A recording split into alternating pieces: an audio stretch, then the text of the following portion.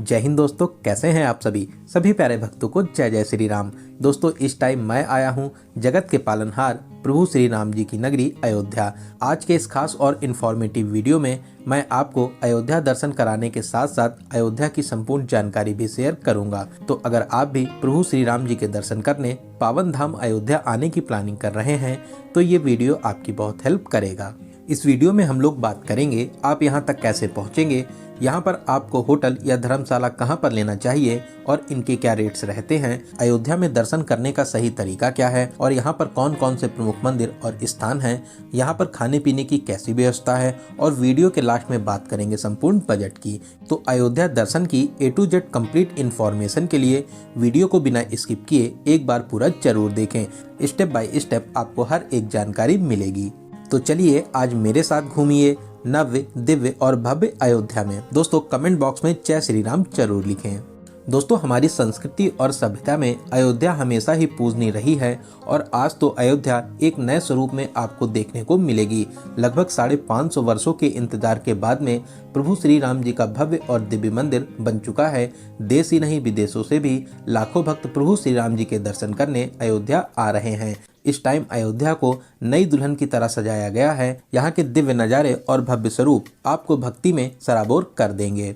तो फिर चलिए एकदम शुरू से शुरू करते हैं और जानते हैं कि आप अयोध्या तक कैसे पहुंचेंगे। सबसे पहले बात करते हैं ट्रेन की। यहाँ तक आने के लिए ये एक सबसे सस्ता और अच्छा तरीका रहता है। अयोध्या में 2 प्रमुख स्टेशन हैं, अयोध्या कैंट और अयोध्या धाम रेलवे स्टेशन। दोस्तों, अयोध्या धाम हाईटेक रेलवे स्टेशन है जो अभी अभी अपने भव्य और विशाल स्वरूप में बना है, जिसे राम मंदिर की थीम पर ही बनाया गया है, जो राम मंदिर से मात्र 1 किलोमीटर की दूरी पर स्थित है। यहाँ तक आपको हर प्रमुख स्टेशन से डायरेक्ट ट्रेन मिल जाती हैं। वहीं बहुत सी ट्रेनें अयोध्या कैंट तक ही आती हैं। अयोध्या कैंट रेलवे स्टेशन यहाँ से 10 किलोमीटर की दूरी पर स्थित है। अयोध्या कैंट रेलवे स्टेशन से आप ऑटो, ई रिक्शा या इलेक्ट्रिक बस में 30 से 40 रुपए का किराया देकर यहाँ तक बहुत ही आराम से आ जाएंगे। वहीं दोस्तों, आसपास के राज्य और शहरों से यहाँ तक के लिए आपको डायरेक्ट बसेस भी मिल जाती हैं।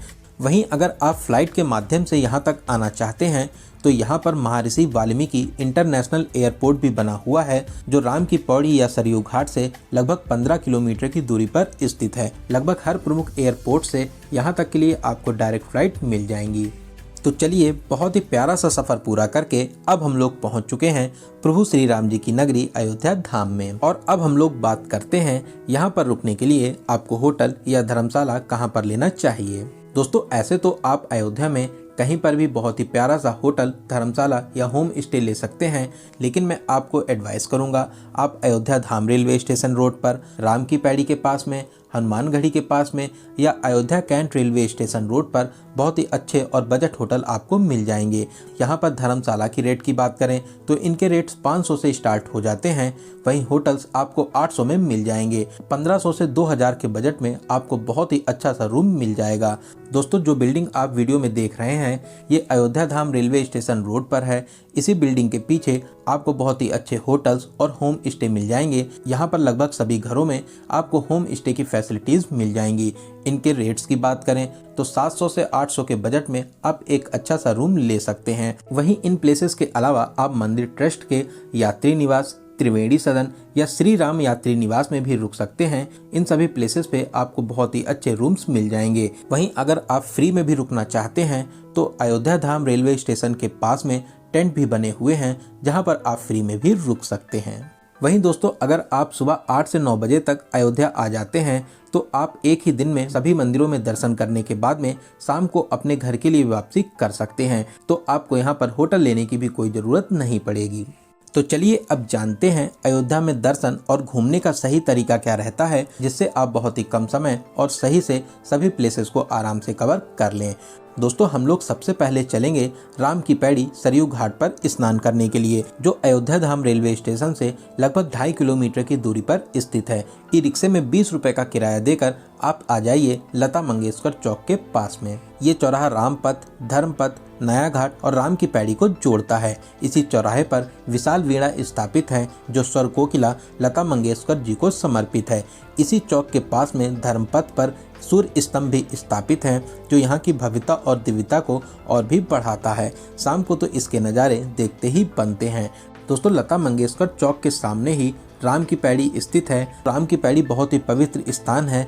यहाँ पर विश्वविख्यात दीपोत्सव होता है। साथ ही यहाँ का लेजर शो भी बहुत ही ज़्यादा फेमस है।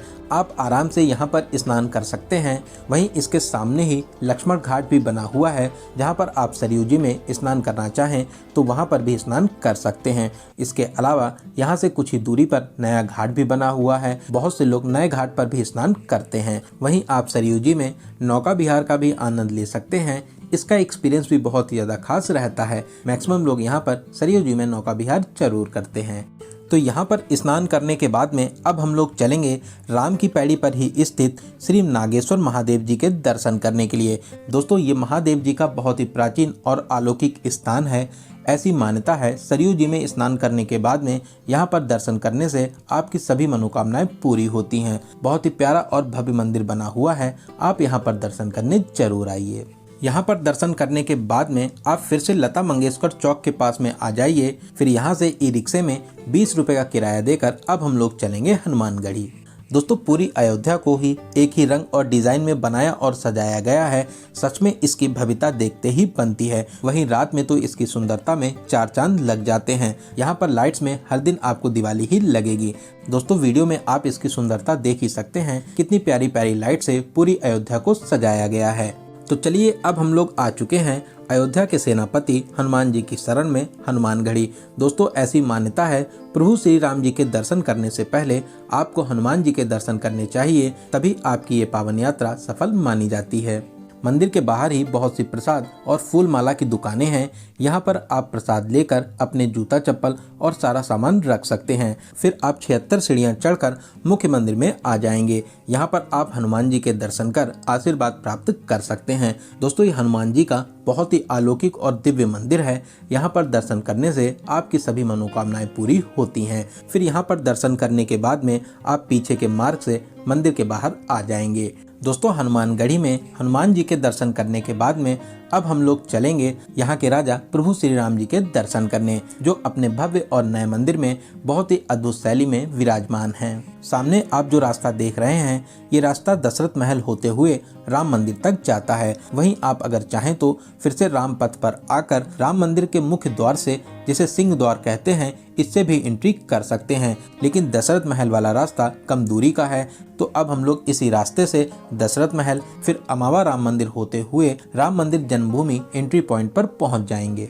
तो चलिए दोस्तों अब हम लोग जानते हैं आप यहाँ पर दर्शन कैसे करेंगे और यहाँ पर आपको क्या क्या फैसिलिटीज मिलती हैं। दोस्तों आप चाहे सिंह द्वार से एंट्री करें या अमावा राम मंदिर के पास से, अगर आपके पास में बैग, मोबाइल फ़ोन या कोई भी इलेक्ट्रिक सामान है या आप जूता चप्पल पहने हैं तो फिर आप नॉर्मल लाइन में लगकर आगे बढ़ते हुए स्कैनिंग पॉइंट तक आ जाइए। यहाँ पर आपका सभी सामान स्कैन किया जाता है। फिर उसके बाद में लॉकर एरिया में एंट्री कर सकते हैं। वहीं दोस्तों अगर आपके पास में कोई भी सामान नहीं है, साथ ही साथ आप जूता चप्पल भी पहने नहीं हैं, तो आप फास्ट ट्रैक लेन में एंट्री कर सकते हैं। जो आप भगवा कलर की लाइन देख रहे हैं यही फास्ट ट्रैक लेन है। आप इसमें एंट्री कर डायरेक्ट मंदिर में एंट्री कर सकते हैं। दोस्तों आपको यहाँ पर बहुत ही वीआईपी और अच्छी फैसिलिटीज़ देखने को मिलेंगी। सभी फैसिलिटीज़ आपको फ्री में मिलती हैं। जगह जगह पर पीने के लिए पानी आपको मिल जाएगा। साथ ही साथ टॉयलेट्स की भी बहुत ही अच्छी व्यवस्था आपको यहाँ पर मिलती है। पूरे ही रास्ते रोड पर मैट्स बिछी हुई हैं। आपको चलने में जरा से भी प्रॉब्लम नहीं होगी। दोस्तों सच में बहुत ही अच्छी व्यवस्था यहाँ पर की गई है। तो दोस्तों हम लोग आ चुके थे लॉकर एरिया के पास में। यहाँ पर जूता चप्पल काउंटर बने हुए हैं। आप यहाँ पर अपने जूता चप्पल जमा कर टोकन ले लीजिए। फिर आप लाइन में लगकर लॉकर में अपना सारा सामान जमा कर दीजिए। आपके सामान की रसीद और चाबी आपको दी जाती है। तो सारा सामान जमा करने के बाद में अब हम लोग चलेंगे प्रभु श्री राम जी के दर्शन करने। लाइन में लगकर आगे बढ़ते हुए अब हम लोग मंदिर प्रांगण में आ जाएंगे। दोस्तों मंदिर की दिव्यता और भव्यता देखकर आप दंग रह जाएंगे। सच में बहुत ही प्यारा और अलौकिक मंदिर बना है, जिसकी खूबसूरती और दिव्यता मैं शब्दों में बयान नहीं कर सकता। जैसे ही आप सीढ़ियां चढ़कर मुख्य मंदिर में प्रवेश करेंगे, दूर से ही आपको प्रभु श्री राम जी के दर्शन मिल जाएंगे। फिर आप आगे बढ़ते हुए गर्भगृह के पास में आकर प्रभु श्री राम जी के बहुत ही अलौकिक और दिव्य दर्शन को प्राप्त कर सकते हैं। यहाँ पर प्रभु श्री राम 5 वर्ष के स्वरूप में विराजमान हैं। रामलला की दिव्य मुस्कान और स्वरूप को देखकर आपके नेत्र भर आएंगे। दोस्तों सच में बहुत ही प्यारी और मधुर मुस्कान है, जिसको देखकर आपको बहुत ही शांति और सुकून मिलेगा। दर्शन करने के बाद में अब हम लोग मंदिर प्रांगण से बाहर आकर लॉकर से सारा सामान और जूता चप्पल लेने के बाद में अब हम लोग फिर से एकदम बाहर आ जाएंगे। दोस्तों अब भीड़ भाड़ एकदम नॉर्मल हो गई है, साथ ही साथ यहाँ पर व्यवस्थाएं इतनी ज़्यादा अच्छी हैं कि आपको एकदम भी भीड़ नहीं लगेगी। अगर आपके पास में कोई भी सामान नहीं है तो आप मान के चलिए कि 20 से 30 मिनट में दर्शन करने के बाद में वापस बाहर आ जाएंगे। जो भी आपको एक्स्ट्रा टाइम लगेगा वो आपको लॉकर में सामान जमा करने में लगेगा। वहीं आप अगर वीकेंड पर आते हैं या किसी फेस्टिवल के टाइम पर आते हैं तो यहाँ पर आपको भीड़ थोड़ी सी ज़्यादा देखने को मिलेगी। दोस्तों अगर आप शाम को यहाँ पर दर्शन करने आते हैं तो लाइट्स में तो यहाँ की खूबसूरती के क्या कहने, लाइट्स में इसकी खूबसूरती में 4 चांद लग जाते हैं। तो आप अगर चाहें तो शाम को भी यहाँ पर दर्शन कर सकते हैं। वहीं यहाँ पर दर्शन की टाइमिंग की बात करें तो अभी यहाँ पर सुबह 5:30 बजे से रात के 10 बजे तक दर्शन होते हैं। बीच में किसी भी टाइम दर्शन बंद नहीं रहते हैं। वहीं अगर कोई भी अपडेट्स आते हैं तो आपको कमेंट के माध्यम से सूचित किया जाएगा। तो यहाँ पर दर्शन करने के बाद में अब हम लोग चलेंगे दशरथ महल में दर्शन करने के लिए, जो हनुमानगढ़ी के साइड में स्थित है। दशरथ महल भी बहुत ही प्राचीन और दिव्य स्थान है। यहाँ पर आप पूरे राम दरबार के बहुत ही अद्भुत और अलौकिक दर्शन प्राप्त कर सकते हैं। दोस्तों आप यहाँ पर कुछ देर बैठकर राम धुन को जरूर गुनगुनाइए, यहाँ पर आपको बहुत ही ज़्यादा अच्छा लगेगा। यहाँ पर दर्शन करने के बाद में अब हम लोग चलेंगे कनक भवन, जो यहाँ से लगभग 100 मीटर की दूरी पर स्थित है। दोस्तों कनक भवन की भव्यता देखते ही बनती है। स्वर्ण के समान बहुत ही प्यारा सा महल बना हुआ है। ये प्यारा सा महल माता सीता और राम जी का निजी महल था। इस प्यारे से भवन में प्रवेश कर आप विशाल प्रांगण में आ जाएंगे। सामने ही मुख्य मंदिर बना हुआ है, जहाँ पर माता सीता और प्रभु श्री राम जी के आप अद्भुत और अलौकिक दर्शन कर आशीर्वाद प्राप्त कर सकते हैं। आप यहाँ पर कुछ देर जरूर बैठिए, आपको यहाँ पर बैठकर बहुत ही ज़्यादा अच्छा लगेगा। साथ ही साथ शाम को लाइट्स में इसकी भव्यता में भी 4 चांद लग जाते हैं। आप शाम को भी यहाँ पर दर्शन करने आ सकते हैं। कनक भवन प्रांगण में ही श्री लाल दरबार मंदिर और श्री कनकेश्वर महादेव मंदिर भी स्थापित हैं। आप यहाँ पर भी दर्शन कर आशीर्वाद प्राप्त कर सकते हैं। ये भी स्थान बहुत ही ज़्यादा प्राचीन और अलौकिक हैं। आप यहाँ पर भी दर्शन जरूर करें। दोस्तों अयोध्या में आप इन सभी प्लेसेस के अलावा श्री मनी रामदास छावनी, तुलसी स्मारक, जैन मंदिर और भी बहुत से प्रमुख मंदिर हैं, वहाँ पर भी आप दर्शन कर सकते हैं। तो चलिए अब हम लोग बात करते हैं यहाँ पर खाने पीने की कैसी व्यवस्था है। दोस्तों पूरे ही अयोध्या में जगह जगह आपको विशाल भंडारे मिल जाएंगे। आप सिंह द्वार के पास में अमावा राम मंदिर, राम पथ पर, राम की पैड़ी के पास में, सरयू घाट के पास में आप यहाँ पर हर तरीके का भोजन और प्रसाद ग्रहण कर सकते हैं। वहीं अगर आप ढाबे या रेस्टोरेंट में भोजन करना चाहते हैं तो यहाँ पर बहुत से रेस्टोरेंट भी बने हुए हैं, जहाँ पर आप अपने बजट के हिसाब से भोजन कर सकते हैं। तो चलिए अब हम लोग बात करते हैं इस पावन यात्रा के लिए आपको कितने दिनों का प्लान करना चाहिए। दोस्तों अगर आप सुबह टाइम से यहाँ पर आ जाते हैं तो एक ही दिन में दर्शन करने के बाद में शाम को आराम से वापसी कर लेंगे। लेकिन मैं आपको एडवाइस करूँगा कि आप अयोध्या में कम से कम 1 नाइट का स्टे जरूर बनाइए, जिससे आप सभी प्रमुख मंदिर और स्थानों को बहुत ही अच्छे तरीके से कवर कर सकें। तो चलिए अब हम लोग बात करते हैं सबसे जरूरी क्वेश्चन बजट की।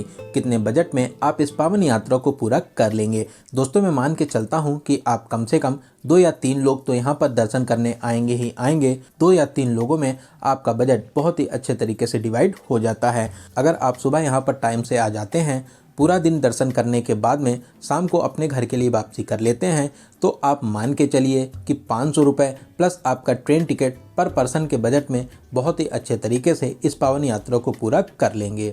वहीं अगर आप 1 नाइट या 2 नाइट का यहाँ पर स्टे करते हैं तो आप मान के चलिए 1500 से 2000 प्लस ट्रेन टिकट पर पर्सन के बजट में बहुत ही आराम से इस पावन यात्रा को पूरा कर लेंगे। वहीं अगर आपके पास में बजट की कोई भी प्रॉब्लम नहीं है तो आप अपने बजट के हिसाब से इस पावन यात्रा को पूरा कर सकते हैं। तो दोस्तों यहाँ पर मैंने आपको अयोध्या दर्शन और यात्रा की हर एक छोटी बड़ी जानकारी को बहुत ही अच्छे और सही तरीके से देने की पूरी कोशिश की है। अगर आपके फिर भी कोई क्वेश्चन रह जाते हैं तो आप हमें कमेंट के माध्यम से पूछ सकते हैं। बहुत ही जल्दी आपको कमेंट का रिप्लाई दिया जाएगा। दोस्तों ये वीडियो आपको कैसा लगा और आप इस वीडियो को कहां से देख रहे हैं कमेंट बॉक्स में ज़रूर बताइएगा। अगर आप अभी तक इस वीडियो में बने हुए हैं तो इसका मतलब आपको इसकी जानकारी ज़रूर अच्छी लगी होगी। अगर आपको ये जानकारी अच्छी लगी हो तो अपने एक लाइक से हमें मोटिवेट जरूर करें। साथ ही साथ इस इम्पोर्टेंट जानकारी को अपने फ्रेंड्स और रिलेटिव में जरूर से जरूर शेयर करें। अगर अभी तक आप अपने चैनल यात्रा मित्र से नहीं जुड़े हैं तो प्लीज़ चैनल को सब्सक्राइब कर हमसे जुड़ जाइए। साथ ही साथ बेल आइकन प्रेस करने के बाद में ऑल नोटिफिकेशन को जरूर क्लिक करें। तो चलिए दोस्तों, अब मिलते हैं किसी ऐसे ही इंफॉर्मेटिव वीडियो में। तब तक आप अपना और अपने परिवार का बहुत ज़्यादा ख्याल रखें। आपकी यात्रा सफल, सुगम और मंगलमय हो। जय हिंद, जय भारत, जय जय श्री राम।